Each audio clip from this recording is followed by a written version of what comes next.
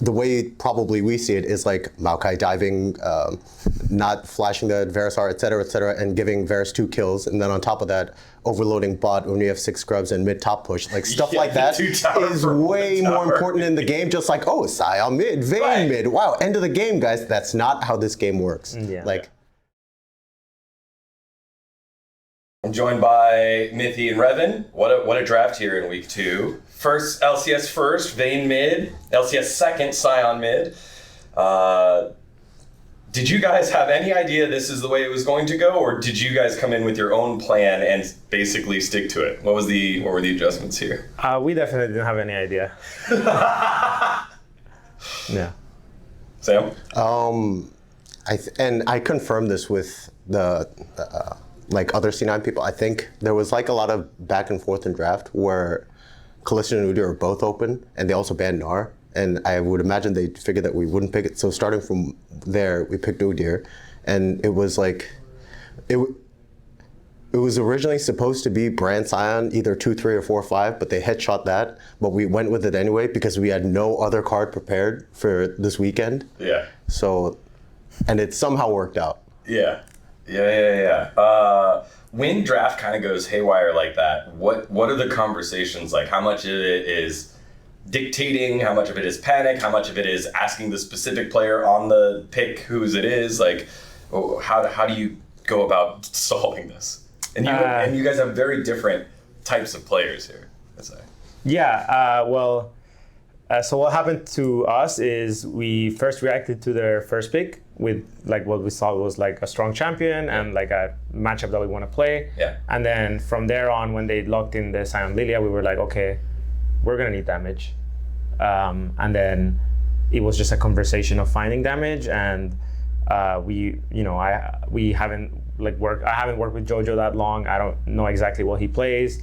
There were 2 mid lane bans on the first phase, and we couldn't find the champion that he had played and that he felt confident on to do damage for us in the 4-5, and this was what we came up with given what felt comfortable. Yeah. Who offered the solution? Was it Jojo being like, well, Vayne does damage? Yes, like someone said, yeah, there were like a few, there was a lot of talk about like what we should play, and there was no real like, there's not a vote of confidence on like, okay, I want to pick this to do damage. Yeah. So that was what was missing, and then everything else just like kind of stemmed from there. So Sam, they lock in Vayne, you figure out that it's Vayne Sion. That's pretty, what feels like a one-sided lane matchup. What are the comms afterwards once you see, okay, this is what they picked into us? What happened was, I think what transpired in the game is how we see it as well. We didn't expect Vayne mid per se, but like we're gonna get pushed in early. But by the time like either after first base or even after first item, when we get Frozen Heart and Vayne gets Blade of the Rune King, we consider Sion a stronger champ that can buy enough time for Varus and Lilia to scale and out damage Vayne faster so that we can end the game faster. Yeah. Is how we gun for. But I think even if I was on the enemy side, I would probably went with something similar, especially because of the Malcolm 4, or just change it up completely. Well, we knew like with what we knew by the 3rd pick, right, that we needed damage.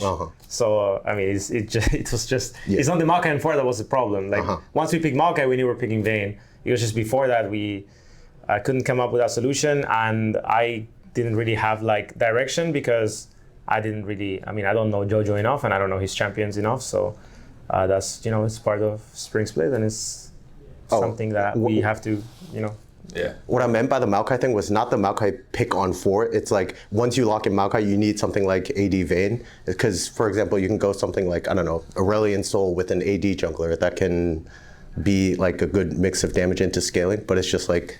Yeah, once you pick the tank, then you need something to shred. Yeah. With games like this, 0-3, 3-0, weird draft, how do you take learning lessons from this? Obviously, you can talk about the game and how you played it out, but that's what you do every game. Is there something specific about wild drafts like this that you think could be a unique learning lesson for your team? Yeah, most definitely have to revisit how we communicated in the draft and if there's anything that we can improve on there. I'm pretty sure like I could have been more confident during the whole thing. I was just more like, all right, guys, we're in it. Let's figure out what we need. And I knew what we needed, but I just, we couldn't really find the right answer. Yeah. Personally, I don't think the answer was like too bad, to be honest. I think it was more the gameplay that was a problem. Yeah, I agree. But yeah, I mean, that's what we could have done differently, I would say. It is something that we hadn't prepared, so that warrants some of the gameplay. Sam, how about for you? Yeah, if anything, people are going to blow this draft thing out of proportion for whichever side it is, whether people favor our draft or their draft, it doesn't matter. Like, the way probably we see it is like Maokai diving, not flashing the Verisar, et cetera, and giving Varus 2 kills. And then on top of that, overloading bot when you have 6 scrubs and mid-top push. Like stuff like that is way more important in the game. Just like, oh, Sion mid, Vayne mid. Wow, end of the game, guys. That's not how this game works. Yeah. Like, fighting the third dragon. Yeah. Like you said, Blade versus Frozen Heart. Mm-hmm. And then you guys have Herald, and then we're like we must fight this dragon. Yeah, because we should have pushed mid faster and used Herald mid. There's like a lot of stuff that people just don't see that is supposed to happen that didn't happen. Mm-hmm. But of course, draft bettors too. Right. But and that's why I said those are things that you're gonna review, and you would review that if it was a regular team composition, right? It would be like, hey, play the tower dive better. Mm-hmm. Hey, you have to assess the map better before you do a overload tower dive like this. Mm-hmm. And then, hey, you got to check item comparison before you decide we have to fight this fight. Like these are, in my opinion, those are normal things. That's why, this is the specific draft. This is the specific 0-3, 3-0. Was there a mindset thing that was coming into the game that might have been unique? And so it is interesting to hear you both say, yes, but mostly it's gameplay stuff that could have changed things. Yeah, no, I mean, not on my end, and hopefully not on my players' end. There was a mindset thing. I think it was just, we didn't really have we needed a champion that did DPS. Yeah. And Jojo needs to pick up a champion that does DPS, and that's what we learned from today when it came to our preparation. But it is very, very much unlikely that I could have prepared for this what situation they threw at us. That's pretty great. So I think it's just more about the adaptation on 4-5 that could be optimized. Other than that, I mean, I think it really falls on the gameplay that transcends the champions.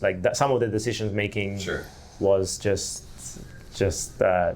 transcending what champions and things do. Reven, how does that make you feel knowing that the draft edge was real and it worked? Well, they headshot us with a brand because that was our original duo, not Lilia. It got headshot both games, and from our perspective, it was our one and only card that we practiced throughout the whole week. So if this didn't go through, we would have been doomed.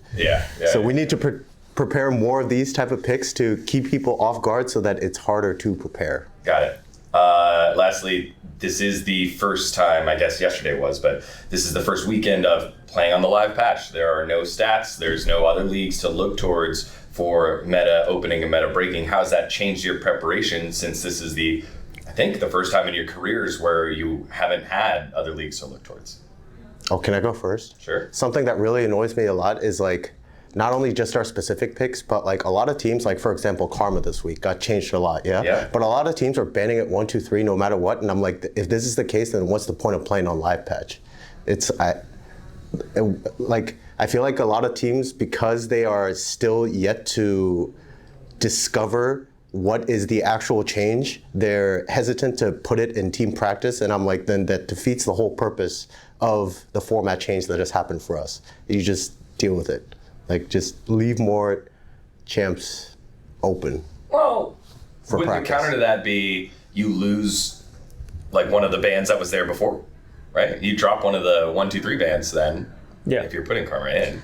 Well, on our end, we knew what was going to happen for this season with the live patch, and when we first started the season, we opened everything because we had 3 weeks to prepare. Yeah. So we were comfortable trading everything. Yeah. So that along the season, we have a week of buffer because, for example, now we're 2 weeks in the patch. Yeah. And we do practice karma or brand. We have seen it in practice, both on our end or the enemy's end, but then we assess the power, we assess how it affects the drafts, and do we want the randomness to be there when we can afford to remove them and still get a trade that we're comfortable with from the beginning, right? Because things haven't changed that much from 14-1 to 14-2, except for like a few champions, right? So that's how we're taking it, and I think it's fair as well. Like we were definitely willing to first pick Karma yesterday, but then there were so many champions open, we were like, you know what? We can just keep doing our trades and we're gonna be happy. Yeah. But then today, we're like, hey, we're getting our trades as well. We're gonna be happy. Let's just ban it, you know? Yeah. That's pretty much how it went for us, and you know, I think it's just like two ways of looking at it. Yeah. I've been on this side too, so I understand what you're saying. Yeah. It's just the format changed. I tweaked it a little bit. Yeah. We could do this forever because both of you guys I love talking to both of you guys, and you guys are great articulators, but we're going to end it there. Thank you so much for your time. Thank you for a very entertaining game, and best of luck for the rest of the season. Yeah, thank you.